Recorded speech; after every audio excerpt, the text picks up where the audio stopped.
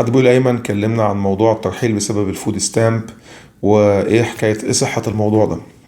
واضح ان حضرتك كده بتسال على Porting Forest Act ده. كان اتعرض للتصويت في مجلس النواب شهر 3 اللي فات، اعتقد يوم 16 3. يوم 16/3 تم الموافقة بالإجماع على القانون ده. إيه القانون ده باختصار؟ هو مشروع حد تقدم بيه من النواب الجمهوريين، وتم الموافقة عليه بالإجماع من الهاوس اوف ريبريزنتيف أو مجلس النواب. وده الكلام ده كان يوم 16/3، وحتى تاريخه هو موجود في السينتس، او مستني موافقة السينتس، او مستني موافقة مجلس الشيوخ عشان يصدر قانون.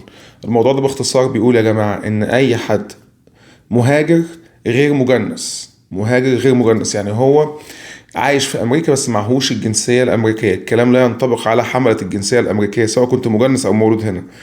الناس اللي عايشة في أمريكا سواء كان معاك جرين كارد أو على أي نوع من أنواع الفيزا، أيا كان فيزا دراسة، فيزا سياحة، فيزا عمل، أيا كان، وبياخد بنفيتس من الدولة. البنفيتس دي بقى تندرج تحتها بقى أي نوع من أنواع البنفيتس: فود ستامب، ميديكيد، ميديكال، سي اس اي، اس اس اي، اس اس دي اي، كل الكلام ده اي نوع من انواع البنفيتس وانت بتاخده بغير وجه حق، وتم اثبات عليك الواقع انك انت بتاخد الحاجات دي بدون وجه حق، سواء بقى اخفيت الدخل بتاعك، سواء انت زيفت مستندات علشان تاخد الدخل، ايا كان بقى، وتم اثبات الكلام ده كله، بيتم ترحيلك. الموضوع لسه ما تقرش من الكونجرس بشقيه ان هو يبقى قانون. هو اتوافق عليه من مجلس النواب، ولسه في قيد موافقة مجلس الشيوخ من شهر مارس لغاية النهاردة. احنا بقالنا شهر تقريبا من ساعة لما الموافقة طلعت عليه. بموجب القانون ده اي حد هيتم عليه اثبات ان هو اخد بنفيت بدون وجه حق هيتم ترحيله من الولايات المتحدة الامريكية، ومش هيدخل امريكا مرة تانية. كويس؟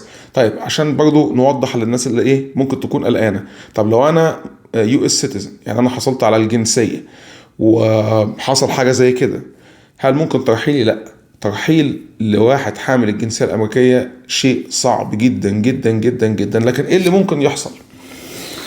اللي ممكن يحصل إن حضرتك يتم to be charged. يعني إيه to be charged؟ يعني يتقالك إنك لازم ترجع الفلوس اللي أنت خدتها وعليها غرامة. كويس؟ ودي حاجات أنا شفتها كتير أوي. ترجع الفلوس اللي أنت خدتها وعليها غرامة، أو ممكن لو موضوع كبير بقى، او احنا بنتكلم في مبالغ كبير قوي، انت ممكن لو تدخل في موضوع بقى يبقى عندك بيسموها الفيدرال ديسشارج، او يعني عندك قضيه فيدراليه تتعمل لك، وممكن الموضوع يكون اكبر بكتير بقى على حسب حجم المبلغ اللي انت خدته. ممكن تتعرض انك تروح سجن فيدرالي. ده يعني ده موضوع يبقى موضوع كبير قوي. ده لو مبلغ كبير بقى بنتكلم في ارقام كبيره يعني. بس طبعا الافضل لو انت عندك اي مشكله من الحاجات دي، استشير محامي متخصص في المواضيع دي علشان يفيدك ويدي لك بالظبط ايه اللي المفروض ان انت تكون فيه لو انت US citizen او سواء كنت انت على الجرين كارد. بس بالنسبه للموضوع اللي كنا بنتكلم فيه، لسه القانون ما اقرش من الكونجرس كقانون تشريعي يجرم الموضوع ده. بس لغايه النهارده كل الناس اللي بيحصل لها انها بتاخد فود ستامب او ميديكيد او اي حاجه من البنفيتس بدون وجه حق، بيطالب ان هو يرد المبلغ، غير موضوع الترحيل. يعني بيطالب انه يرجع المبلغ، بيطالب ان هو بيرجع البينالتي او غرامه على المبلغ.